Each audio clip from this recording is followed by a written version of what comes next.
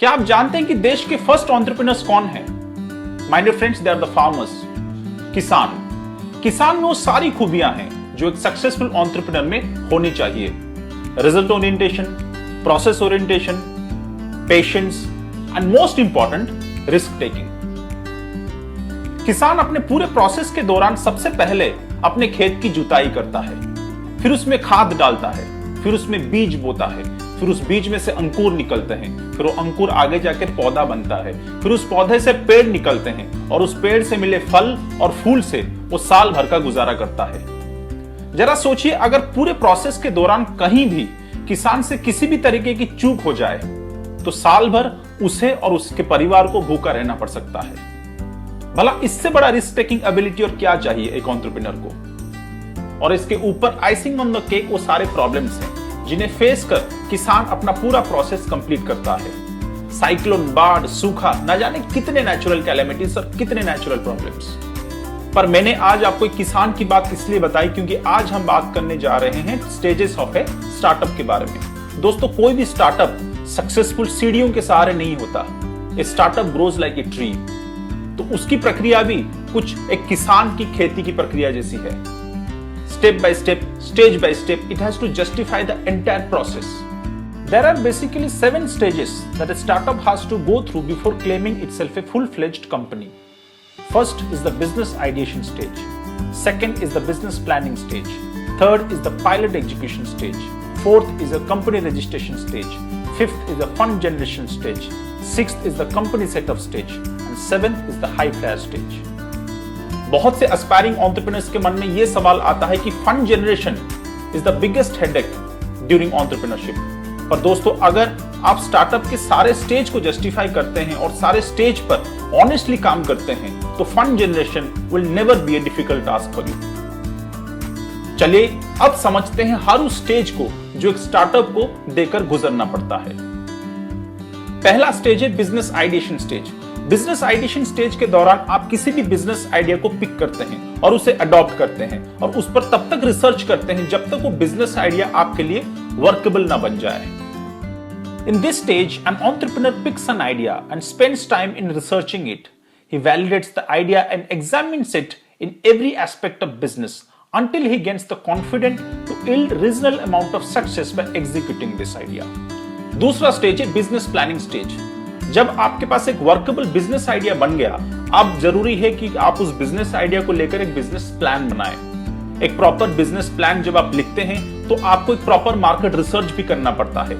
Market research के दौरान आपको 2 चीजों की क्लैरिटी मिलती है, एक आपका टारगेट कस्टमर और दूसरा आपका पोटेंशियल कॉम्पिटिटर। इन दोनों क्लैरिटीज को लेकर आप अपना बिजनेस प्लान फ्रेम कर सकते हैं। Once your business idea is ready, then you need to make a proper business plan around your business idea to give it a commercially viable shape. You need to do proper market research in order to know the position of your product in the market. The most essential thing that you need to know during a business plan is your target customers and your potential competitors.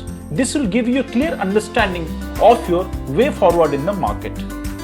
Business planning के बाद तीसरा stage है pilot execution stage. इस stage के दौरान आपको अपने पूरे प्रोजेक्ट को P2P end to end as a individual execute करना पड़ता है ताकि आपको खुद को एक एक्सपीरियंस मिले कि आखिर आपका बिजनेस प्लान कैसे एग्जीक्यूट होता है, क्या क्या आपके लूप होल्स हैं, क्या क्या आपके स्ट्रेंथ एरियाज हैं, क्या क्या आपके कस्टमर्स के फीडबैक है और कौन से ऐसे एरियाज हैं जहां आप दोबारा जाके अपने बिजनेस प्लान को डेवलप कर सकते हैं। In this stage, you need to run a pilot project of your business idea and business plan in order to have an executable experience to know the loopholes in your planning. In this stage, the startup owner needs to do each and every activity of the business process and has to gain a relevant experience of his own business cycle. This will help the entrepreneur to get more clarity about the process and he can gain confidence to move ahead. The next stage is the company registration stage. इस stage में आपको अपनी company को एक legal existence देना पड़ेगा। आपको एक कॉर्पोरेट एडवाइजर की सलाह लेनी पड़ेगी और प्रॉपर तरीके से अपनी कंपनी को रजिस्टर करना पड़ेगा। There are different ways to register your company. The following ways are: it might be a private limited company, limited liability partnership, general partnership, sole proprietorship और one person company. In this stage, you need to choose the proper form of ownership and register your company. It is really important because in this stage your company gets its legal existence. फिर आता है fund generation stage, the most important stage. पर दोस्तों, अगर आप पहले 3 stages में successfully काम करते आए हैं तो आप किसी भी इन्वेस्टर को कन्विंस कर सकते हैं अपने बिजनेस प्लान से। आज के दौर में इंडिया में 95% स्टार्टअप्स फेल करते हैं, पर उसके बावजूद पूरी दुनिया भर के इन्वेस्टर्स सिर्फ इंडिया में ही इन्वेस्ट करना चाहते हैं।